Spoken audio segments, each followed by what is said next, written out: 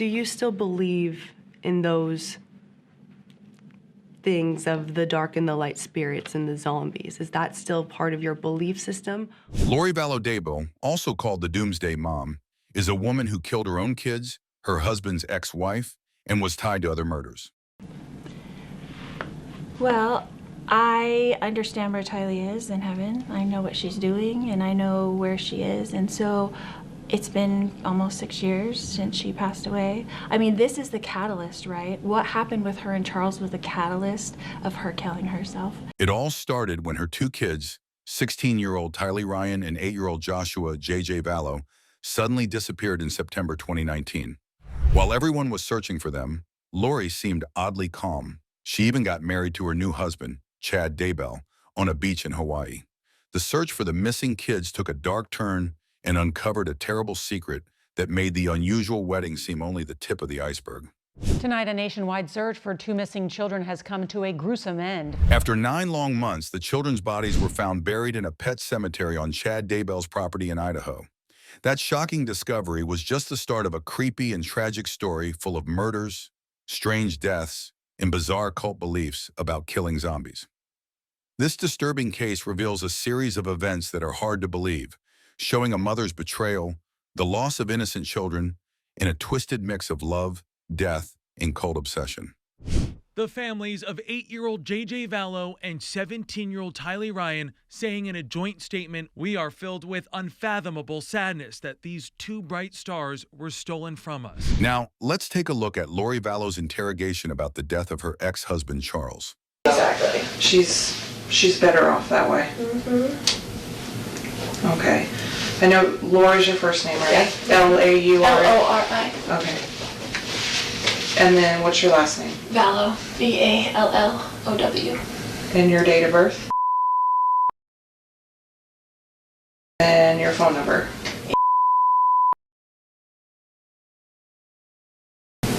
And you live at the house, right? Okay. Okay, I know this sounds silly, but it's probably the easiest way to start, is just to tell me what happened. And then, so you can start what makes the most sense to you, and we'll just work our way through, and I'm going to ask you a bunch of questions just to kind of clarify. Sure. So I know you talked to the initial patrol officer. And he just got information. He didn't say anything. So yeah, if you can just kind of tell me kind of what happened. It sounds like some of this may have started last night or something along those lines. Right. So start where you think it makes the most sense. Even though the situation was serious, the detective stayed friendly during Lori's interrogation. At first, he talked with her casually and used her charm to get some early information. This interview happened the same day Lori's ex-husband, Charles Vallow, was killed by her brother, Alex Cox.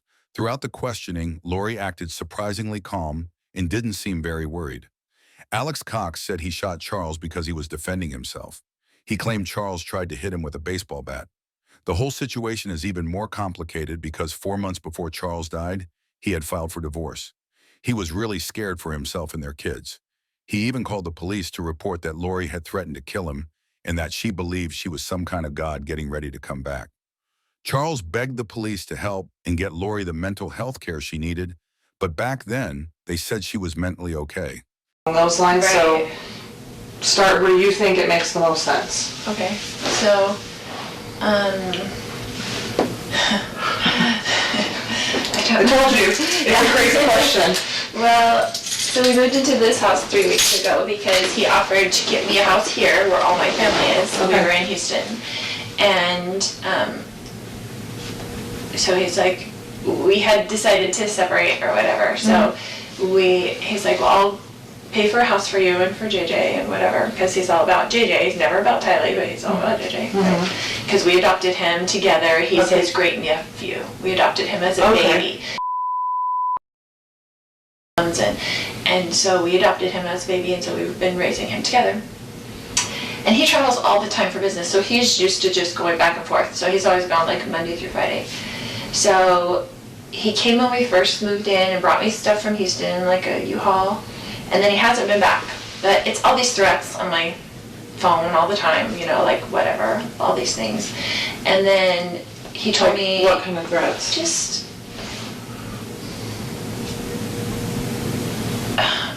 you'd have to read them to see, but he's always mad at me, right? Okay. And he doesn't want a divorce, but I don't like him and don't want to deal with him, so that's just how it is. Like, so we married for 14 years, we dealt with it for 14 years, of him being horrible to her. Like, he gets in huge fights with her, a lot of things. But anyway, so he said, I'm coming Wednesday night, all of a sudden. I want to see JJ, and I told him, I said, I will never keep JJ from you. You can come see him whenever you want to, come take him to school, whatever, like, I'm not going to do that.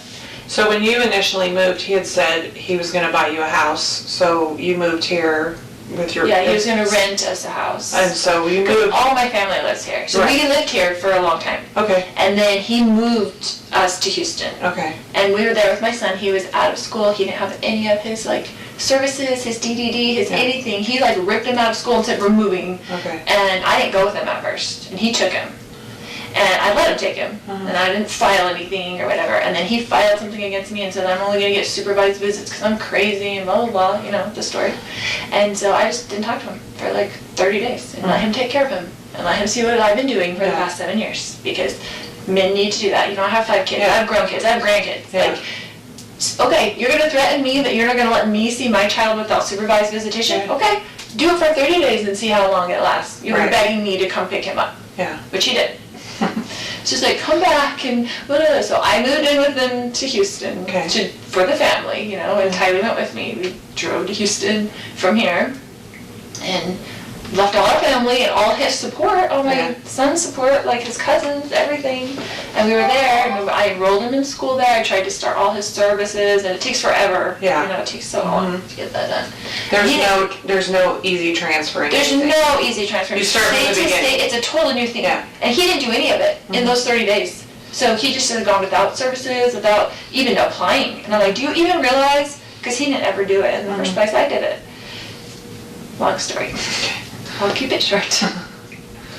He hasn't been here in a couple weeks since we moved in. He came. He was very nasty when he was there, but he travels for business. So he went back to the Houston house, and he's like, I'm coming on Wednesday night, and I'm going to come pick up JJ and take him to school Thursday, pick him up Thursday, take him Friday, whatever. And I said, Casey wanted to come to the house, and I said, you can't come stay at this house because you can't get along with Tylee. She's a minor. She has to live here. Yeah. So because he gets in huge fights up there. Okay. And she hates him. And so I'm like, you can't stay at the house, so I will book you a hotel, because he stays in hotels all the time because he travels for business, and the business pays for it, right? So I said, I will book you a hotel nearby. What does he do? He works with teachers in their retirement plans, but he goes to them at their school. He mostly works in California, no matter where we live. And we lived in Hawaii, he'd work in California, he'd work in Texas, he has like books of business in different areas.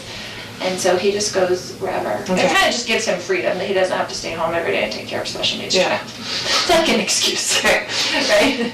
So I've done that myself for the last 7 years anyway. And I was a single mom before I married him with my 2 kids. And he had 2 kids. We got married, tried to make a family. You know how it goes. Anyway. So he said he was coming last night. I said, well, you can't stay at this house because you can't get along with Tylee. I'll get you a hotel and you can come play with JJ. But he goes to school all day. I got him back into his school. His services, I met with the DDD yesterday, and they finally are getting his services back, but we're paying $125 a day to have him back at school because he's so out of his routine. He's been a nightmare on the floor, kicking stuff, hitting stuff, walls, like, he just ripped him out of his life. So, anyway, just how he is, because he only thinks about himself, so. He says, come in to get JJ, and JJ's like, I don't want Dad, because he knows Dad took him away, so he was freaking out, right? So I didn't tell him he was even coming, like Dad's going to come take you to school or anything. So he didn't bother me last night, which I was surprised. I was expecting kind of an ambush for him to kind of like come over or be just mean and say, it's my house, I'm on the lease, I'm going to stay here kind of thing, because that's kind of his macho attitude. And so he came this morning. I was getting JJ ready. So he got in last night, but he wasn't at the house last night. Yeah, I didn't hear from him, except for he texted me and said, I'll be there at 7:30 to pick up JJ. And I was like, okay, that was good, because I didn't hear from him. And then he came over in the morning, and he's like banging on the door. I'm like, oh great, here we go, you know.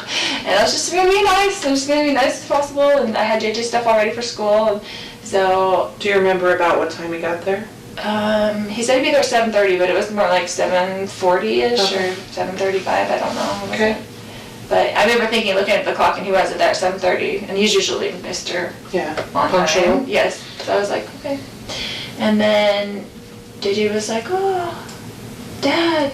And then he was like, Mommy, and like ran to me and like holding me. He's like, you're not taking me to school. And I was like, it's okay, Daddy can just drive you to school. It's not a big deal. You know, just trying to make it whatever. Calm. Yeah, calm. And then he was just being real smirky and real like jerky, you know, to me. And I was like ignoring him, whatever.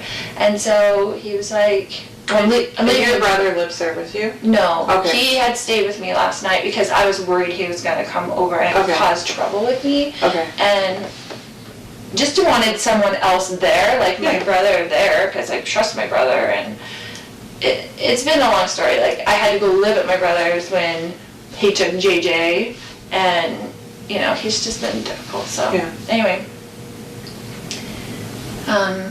So I got JJ's stuff ready, and he was like, well, and he's like this about timing. He's like, I'm leaving in 20 minutes, because it's like 15 minutes to the school, and like you can't get there early, they don't open the gates until 8:20. Lori said that Charles, who was usually on time, was running late that day and had planned to take the kids to school. But she felt uneasy, so she called her brother to come over for support and to feel safer. She made it clear she trusted her brother. Even though her ex-husband was shot in their home that very day, Lori's strange behavior, laughing and joking, showed she didn't seem worried at all. It was a really odd way to act, given what had happened. Can't get there early, they don't open the gates until 8:20 or something like that.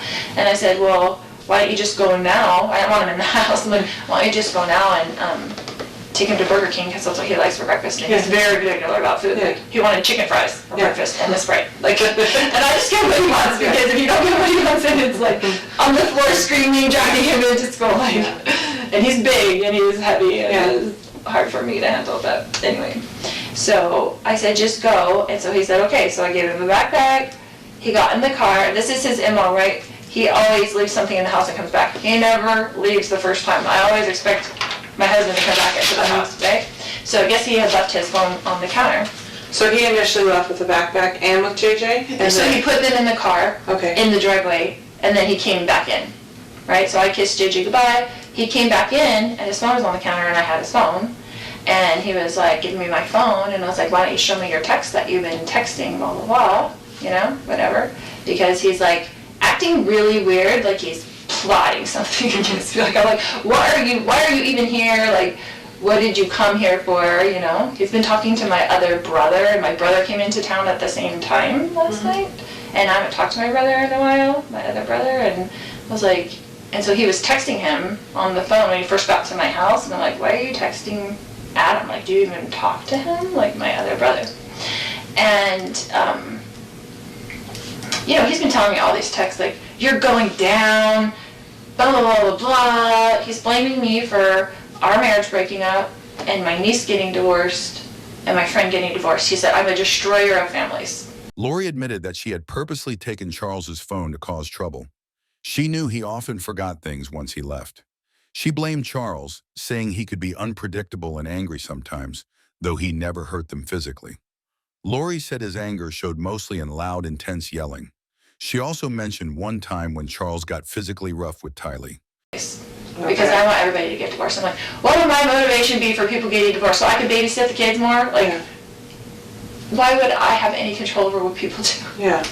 So it's just very odd. But anyway, he goes nuts. He's gone nuts on us a lot of times. Tylee and I have had to leave with JJ over the years probably 5 times and just stay in a hotel for 2 days because he goes nuts. Like, you don't know what's going to set him off. Like, whatever. And she's mad at me for always, like, going back. But we had JJ and he's special needs and it's really hard. Like, it's even hard to take care of it by yourself. So when you say he goes nuts, that can mean a lot of different things. Right. So goes nuts like yelling and screaming. Yeah, goes yelling nuts and screaming. Like breaking like, things. Yes. Goes nuts like physical violence. He's never really, besides like grabbing us or pushing us, but not like punching us or something. But with Tylee, he has gotten physical before. And with my grown son. Like physical how? Like got into a physical fist fight with my son when he was 16. Okay. And he came after Tylee 2 times in Hawaii. Okay.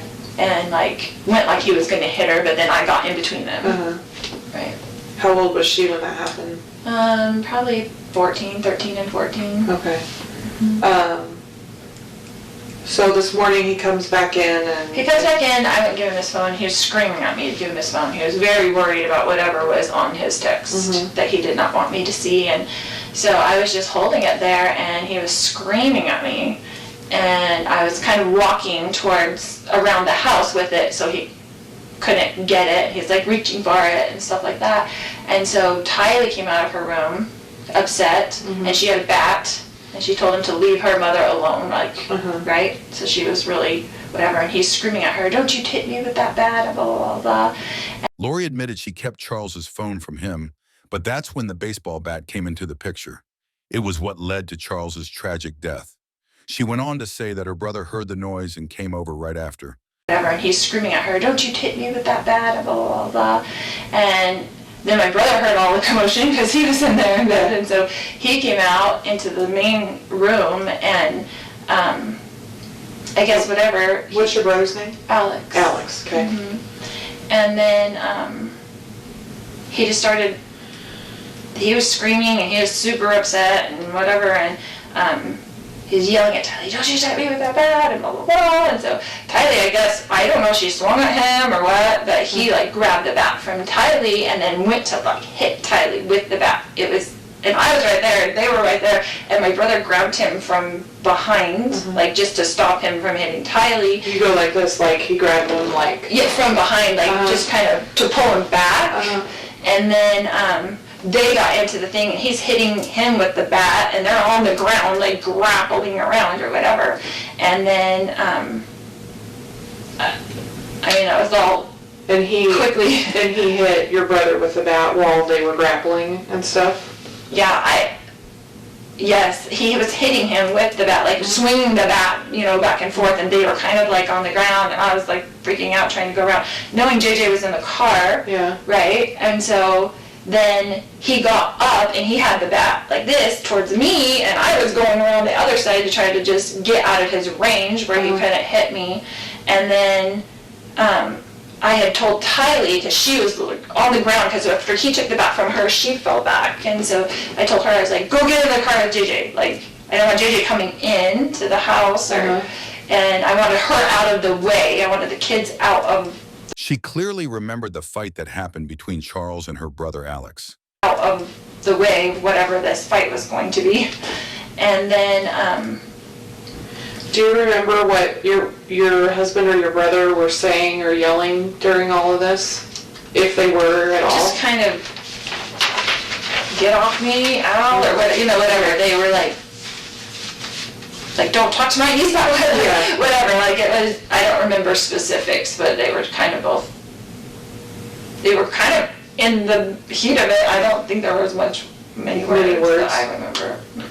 So Tylee goes outside. Yeah, she was outside. And then what happened? Then they got up from that, and my brother had like stepped back, I guess, and then Charles was coming with me at the back, yelling at me to give him his phone still, because I had it in my hand. It was all really quickly. And then when I went around kind of in the circle, then my brother was there. When you said when you were going around and he was coming at you with the bat, how was he holding the bat?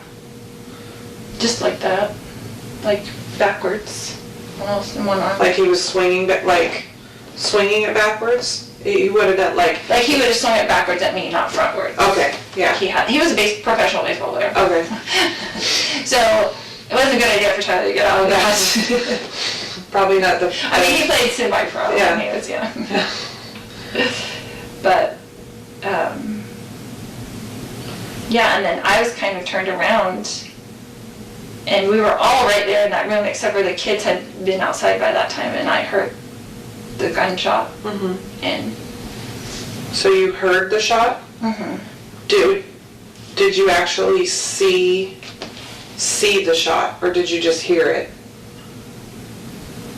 I had gone around to the kitchen to get away from him, and so back around. So I don't know if he went in the house. I didn't, so I'm like a little bit of a disadvantage. Yeah, so I didn't see when I didn't see the shot, I heard it, and then I came back around and I saw that he was on the ground. Okay. And was freaking out. Yeah. And The detective asked Lori if she saw the murder or just heard it. Lori said she didn't see it happen. She only heard the gunshot. and was freaking out. Yeah. And so I was just freaking out, and it just went into mom mode. I'm like, I've got to go to get JJ to school. I've got to get to the kids. I just felt like I got to get to the kids. And so I just went outside and to see if they were in there okay. I didn't want them coming back in the house when all that was going on. And got JJ in the car, and he was trying to come in, and Tylee was like looking at me with like the crazy eyes, like what just happened. And I told her to get in the car and we're going to take JJ to school. And I just left. When you came back in and you saw him on the ground, where was your brother? Did you see him where he was at? Yeah, he was right in front of him. Okay. Like it all happened very quickly. That Right. was, I mean, I feel like I was there because I was right there, and like Yeah. a second later, like Okay. I just went around the kitchen to get away from him. Did your brother say anything to you at all? Do you remember? No, we were both just in shock. Okay. Like it was just I mean, I didn't say anything. I went out with the kids just to check on them first, and I was gonna come back in maybe, but I didn't. I was like, I just have to get him to school Okay. and call the police and come back, you know, whatever. Did anybody say did you or your brother say anything at some point about calling the police or calling 911? Do you remember? Yeah, he called me. Okay. And he said, "Are you taking JJ to school?" And I said, "Yeah, we need to call the police." And he said, "Okay." Okay.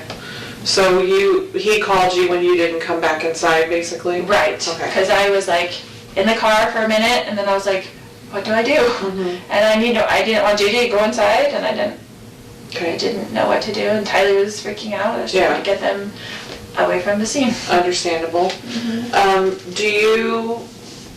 And you may not know this, so, because I know you heard the shot, do you know at what point your brother had the gun? Do you know if he had it when they got in their first fight, or did he have to go get it, or do you know that at all? I don't know. Okay. I don't know.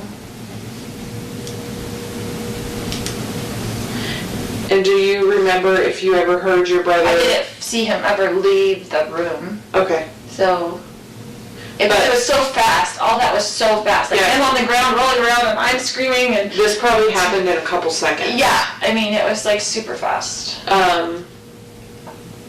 And I don't know if you know this or not, does your brother normally carry a gun? Like, I carry a gun everywhere I go. Right. Like I So- know he's a gun person. Like he Okay. has guns and things. and Okay. He's good with guns. And Did you know that he had one with him when he no, came over? no. But Okay. I wouldn't be surprised if he did, because Okay. he's very, very professional with guns. Proficient, professional.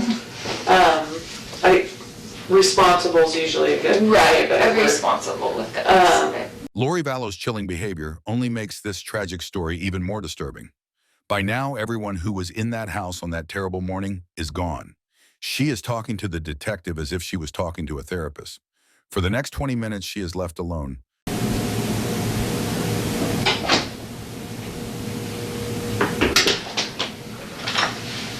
I like your daughter a lot. She's fun. Yeah. So one of the victim services, Denise, is here. So I kind of told her just a little bit of what happened. So if you're good with it, I'm going to have her come over and I'm going to introduce her to you guys so you guys can talk for a little bit, which kind of works well too, because I need to run over to where my partner's at and just talk to him a little bit. That way you guys will have a little bit, hopefully, extra support if you need it. So I'm going to go grab Denise real fast and then introduce you guys. Okay. Okay? That'd be great.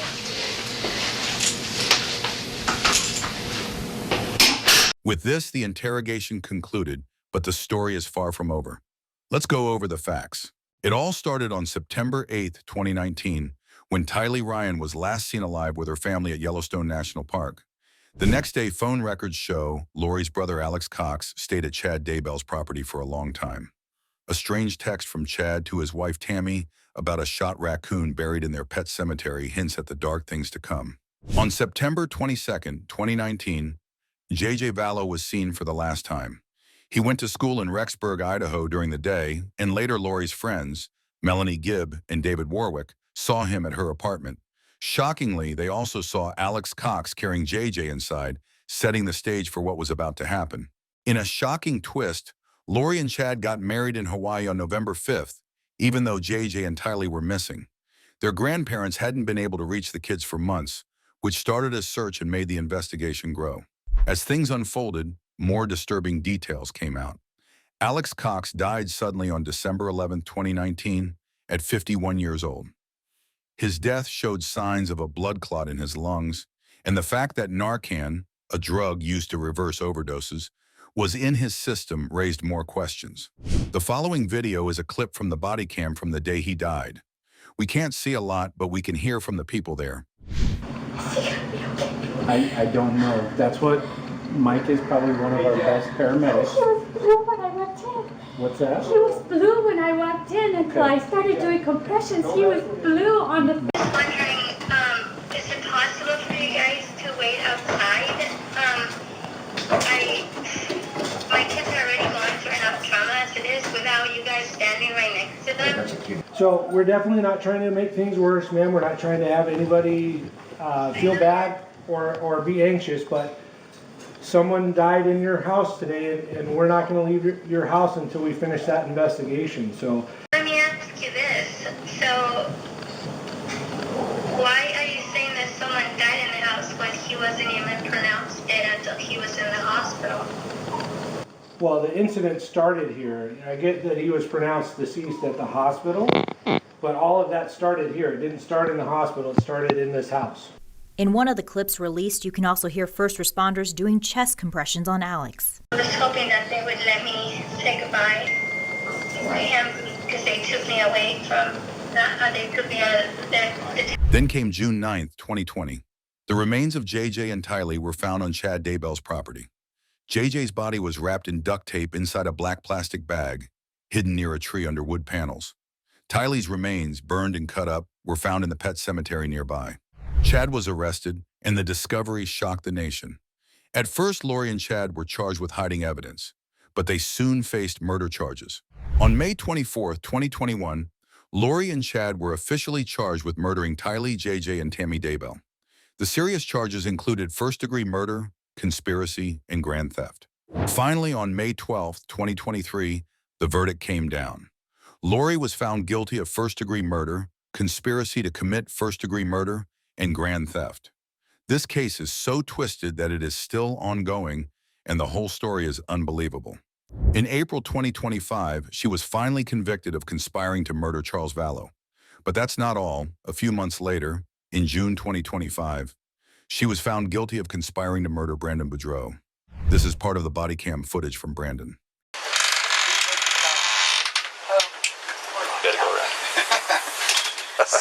So what happened from your side of the story? What's going on? I need to get my mom tried to register my car, but she didn't drive it down there, so I had to go because it was an out-of-state VIN. I can't register my car in my name right now because I don't have anything that tied me to here, which didn't do any good. But so I was down there trying to get my car registered. I saw on my doorbell camera that it was her. And my mom's not tied into my doorbell camera, so she didn't know. So she answered the door, and I don't know. I didn't watch that part of the conversation, but as soon as I realized it was her, I got on the camera. I told her she needed to leave. It's private property. She's not allowed here. And I have it recorded, but it's about a 6-minute conversation. I just kept asking her to leave, telling her she's not allowed here, telling her she needs to leave. We're going to call the police. And finally, she left. So that's the abbreviated version. Were you able to see? Now, this is the moment where Melanie was talking to the police about trespassing and argued that she wanted to know if her kids were safe.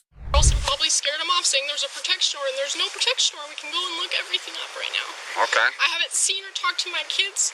I have a 2-year-old, 4-year-old, and a 6-year-old, and a 9-year-old, and they haven't seen their mom for over, and my husband's been doing drugs, and he's... Well, this is probably not the best way to go about it, right? To come here and try to... I tried asking if an officer can just make sure they're I understand that, safe. and we told you they were safe, told, right? I have a mediation, I have this court order saying it's my time with the kids. If I know where they're at, I can go and get them. No, so you can't come over here and forcefully take them, and we can't come over here and forcefully take them out, because I know right? they've been lied to, saying there's a protection. That's something that you're going to have to take up with the courts, right? like we told you the other day. You're gonna have to go to the I don't know if they're courts. safe, and I feel like they're in danger. We can go in there and check and see if they're safe. And then we can come back here and we can tell you they're safe. Stop talking, okay? We can go in there, check if they're safe, but we already trespassed you from this property saying you can't come back here. And you came back here. And it doesn't matter if you got this piece of paper. We told you not to come back here, and you come back here and you're upsetting everybody, and now it's just a whole freaking problem. So your whole thing is here is you want to come here and check if they're safe? You want a welfare check on them? Yes, sir. Yeah? Well, and it's my time. Yeah, so that's another problem, right? So this is a whole civil problem. This is a whole thing, okay? Because even if you do come here with these papers and say, yep, it's my time, they're not giving them back to me, then the only thing you got to do is go to the courts and you got to say, hey, listen, if these are signed by a judge down there in the court or whatever, he can say, you know what, this is your time, let's get this back in court, let's have him come back to court, let's do this, then we can give you a report number, and we can stop talking, okay, I'm explaining some things, okay? Are you understanding what I'm saying? Brandon was the ex-husband of her niece, Melanie Pawlowski, who she tried to kidnap her children from, but was arrested from trespassing. But the story doesn't end there. Melanie Pawlowski and Brandon Boudreau were married with 4 children, but separated in 2019 due to Melanie's growing involvement in apocalyptic beliefs influenced by her aunt Lori Vallow. Melanie filed for divorce and left the children with Brandon. Shortly after, Brandon survived a drive-by shooting linked to Lori's brother, Alex Cox. A bitter custody battle and legal disputes followed, including Melanie's alleged unauthorized access to Brandon's bank account. This whole case is so much deeper than it seems, and so many people are connected to these cultist beliefs that young lives were lost. Lori is a monster. She is never getting out of jail. And the Doomsday Dad, or prophet, Lori's husband, Chad Daybell, has been sentenced to death. What are your thoughts on this whole mess? Let us know in the comments below, and if you want to see more of these interrogations, don't forget to hit the like button and subscribe to the channel. I upload videos like this regularly.